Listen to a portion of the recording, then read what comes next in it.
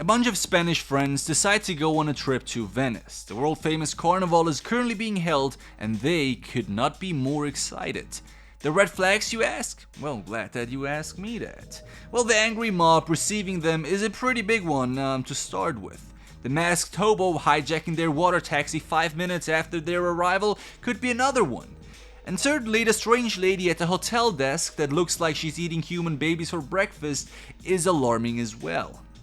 Yes, my friends, this movie gives us a lot to talk about, so smash this like button so that more people can enjoy my random rants about details most of you don't care about. Let's beat the masked killers in Veneciafrenia 2021. Let's go.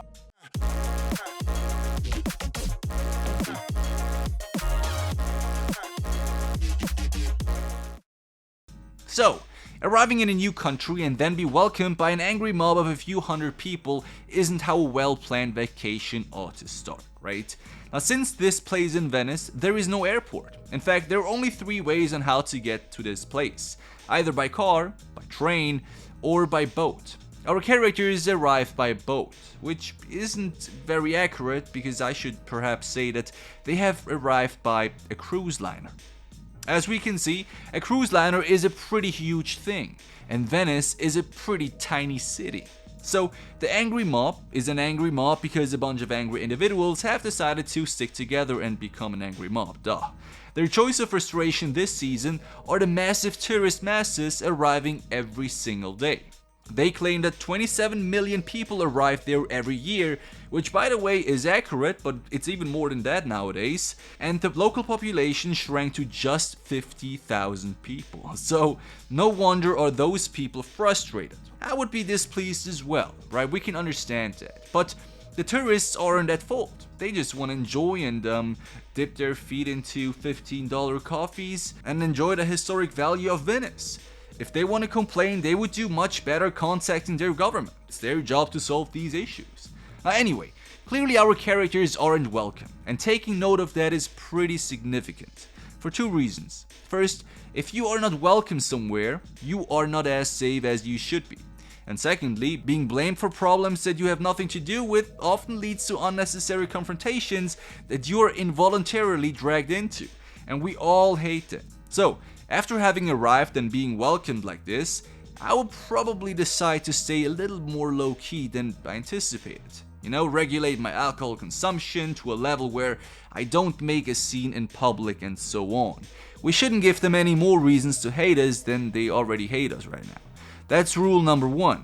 The only welcoming person they meet during the first initial few minutes of arriving is Giacomo. Giacomo is a boat taxi driver who will bring our characters to their hotel. But before they take off though, a complete stranger in full-on Venice carnival costume joins them out of nowhere. He looks a little worn out if you ask me, and according to the character's reactions, he also seems to smell pretty bad. Well look, some people are more fortunate than others, right? No harsh judgment. But when this guy starts to antagonize our people and comes closer despite the requests not to do that, then that is a problem. So either tell this dude to off, let Giacomo know that he is harassing us so that he can throw him out, or even better, let the boys grow some balls and do what they are supposed to do. Although, to follow rule number 1 that we had just mentioned, don't unnecessarily antagonize anyone in this city. So therefore, I would opt for telling Giacomo to do the job himself. Which he does. The guy is kicked out and our characters finally make their way to the hotel where we meet this lovely ice-cold lady. A reservation under the name Isabel Garcia. Please have your passport. Passport. Should that ice-cold reception worry us? Well, it's a bit too early to tell, but it seems like most people here don't fancy tourists very much. Even those that work in the tourism industry. Not sure if I would stay here for very long if everywhere I go I'm blamed for the local problems, but here we go. Let me add here that, by the way, Venice is beautiful, okay? I've been there many times and the people are awesome, the food is delicious. Only the $15 coffee is a little bit, not so nice. So whatever I write here is purely about this movie, which is complete fiction, okay? So hold your horses, angry internet people. Our characters go to their rooms, make themselves fresh, and get ready for their carnival dinner. All of them have picked up gorgeous costumes and are ready to celebrate. But while they're leaving to their restaurant of choice, we cut to a random tourist who has stared at the wrong wall.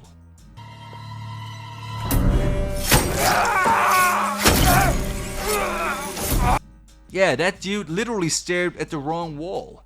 Never knew that staring at the wrong wall was a thing. Clearly now we know it does. So take care, y'all. Anyway, the horror continues at the restaurant. While our characters are having a great, although loud time at their table, drawing unnecessary attention to them from a bunch of locals that, as we know, don't like them, they're approached by two of them in a pretty eerie way. They are invited to a small, exclusive after party if they care to join. What would you do? Accept these masked people's offer or wave it off? You know, I would probably join, but all the red flags so far should convince you not to accept that invitation. On the other hand, we are 5-6 people, we're all very well connected, can trust each other. I mean, it's pretty difficult to murder us all, right? Well, let us join for now and see what happens next. But our characters at first decline the offer. One of them thinks it to be a bad idea, and fair enough, I think we can accept the judgment, right? Not too stupid. But as the evening goes on and our Spanish friends double down with their alcohol consumption, they see the same doctor, the guy wearing the pest mask, walking by. Being enough intoxicated at this point, they lose all hesitation, and for that matter courtesy, and run out of the bar to chase him down. They forget to pay their bills, which agitates the bar owner, obviously, and pretty much every other local who has witnessed it. Giving angry people more reasons to be angry at you specifically is a bad idea. Anyways, our characters decide to join the dubious figure and end up walking down dark alleyways that you would normally find in medieval times before a serial killer decapitates you and then makes a perfume out of your body parts. Is this a good idea? No, of course not. But tourists like adventures. They like experiencing the local life, and being invited to a secret ball by locals in Venice, I mean, sign me up too. As they step through the menacing door at the end of the narrow pathway, they find themselves in an amazing Matrix, John Wick-esque underground party. And really, what could a bunch of young tourists wish for more? This is dope. Until the next morning hits and your head is pounding like the walls of a cheap motel next to a red light district. On top of that, one of your friends is gone. Yes, hangover inspiration right there. Now can you imagine something worse than waking up with one of your friends missing? Our characters call the police, contact the lady at the reception, and try to gather as much support as possible. So far so good. However, they neither have a photo of him, nor is it possible for the hotel lady to verify that this guy had really checked into the hotel the day before. Now to be honest, this lady has been sus since day one, so I wouldn't be surprised if she had something to do with this. On the other hand, our character's arrival was a complete mess. The lost character barely checked in. He just ran upstairs like a 5-year-old to get changed because he fell into the water before. So they have no photos, a bunch of locals who don't believe you, a bunch of other locals who don't like you, and slight brain malfunction because you just drank too much last night. That's a pretty bad starting point. Now, there is one thing that they overlook though. You see, the police desperately needs a photo of this guy so that they can look for him, but they don't have one. But we have heard that they have all arrived by a cruise ship, meaning they will most likely depart again with that same ship as well in a few days. So if anyone has any data on this missed friend, it's the ship's management, right? They had checked into this ship as well a few days ago, so they must have the data they need. This would be my next step in trying to figure stuff out, but unfortunately our characters skip that and proceed differently, although not too stupidly at first. After the police leaves, they try to remember where they have been last night. They go to the same bar, from which they had escaped without paying as we know, and find the same policeman there again. Well, great coincidence, right? You see, even if in a hurry, you don't just run out of a restaurant without paying. I mean, 18-year-olds do that because they're dumb, right? But 30-year-olds, that's just ridiculous. The price? Locals who dislike them even more now, and a policeman who doesn't trust you anymore. Fantastic. But it doesn't end here.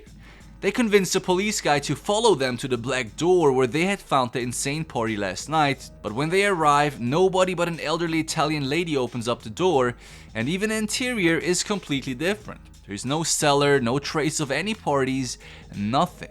I mean, at this stage, you can forget any help from anyone so far, because it's pretty obvious you're tripping, right? Now, despite the wrong choices they have made so far, the blonde character of the group, who by the way is also the sister of the vanished guy, comes up with a pretty solid idea. Contact the Spanish consulate in this region. I want to give her a thumbs up for that. Who is the next one to die? Let's see.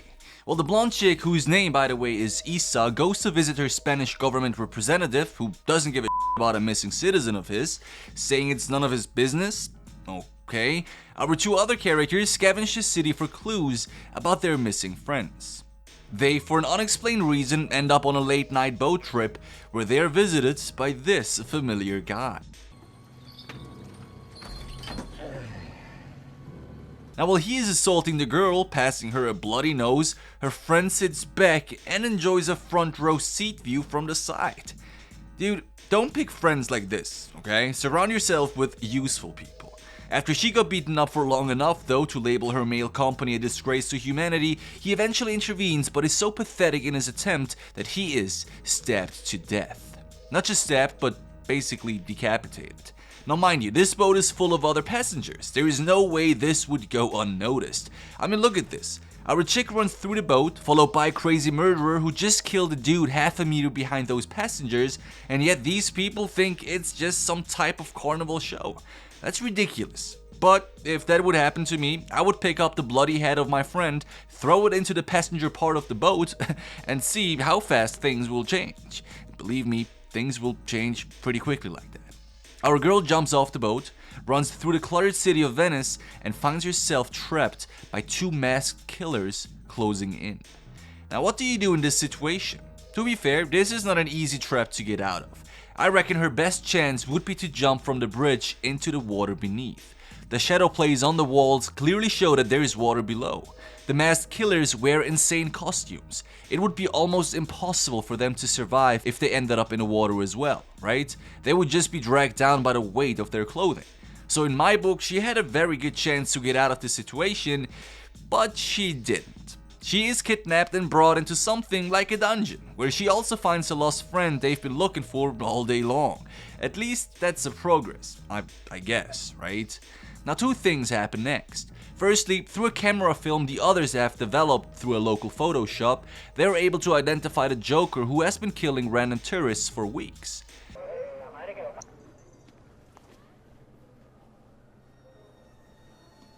This leads to a large-scale police operation that identifies the masked killers as convicted terrorists and that they're the puppeteers behind the angry mobs present in the whole city. They basically strategically raise xenophobia so that they can murder tourists without being noticed. It's pretty smart if you ask me. I mean, we have to give props where props is due. Now, while this happens though, our three remaining characters track down an old abandoned building where they hope to find their friends. That's all cool and stuff, but why not tell the police to go instead? I mean, this right here is almost suicide, isn't it? Why would you want to confront mass murderers with your bare hands at 1 AM in the morning? Well, just seconds pass until Giacomo steps on a trapdoor and falls through. Isa can't help but jump in as well to rescue him, leaving back her friend. Now, if I were that friend back up here, I would either help my friend to get out from there ASAP or jump in as well. Because ain't no one-on-one battle happening up here with me being in one corner. The clear advantage here is being a team of 3. A solo mission right now? Nope, that's not the right choice right now. But what does she do? We'll have a guess. That's right. She decides to follow a sick tourist-killing maniac to confront him instead. Why on earth would you do that? I mean, nothing in that equation makes sense. What do you hope to achieve once you face him off? Talk to him? Tell him that he is doing bad things? Well, what happens is this.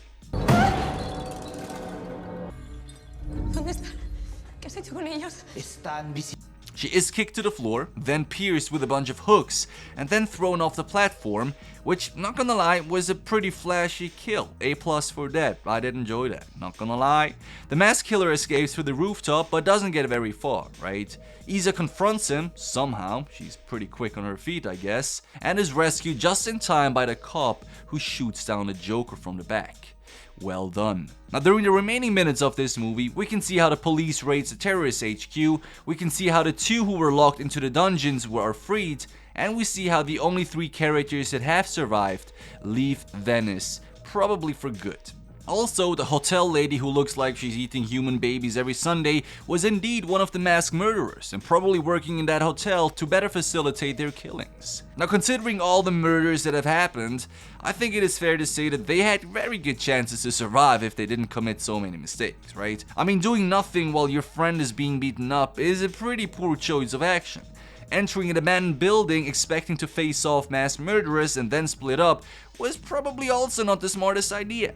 And by the way, visiting a city where frequent violent protests break out that are aimed against mass tourism and you visit as a tourist is also not a bright thing to do.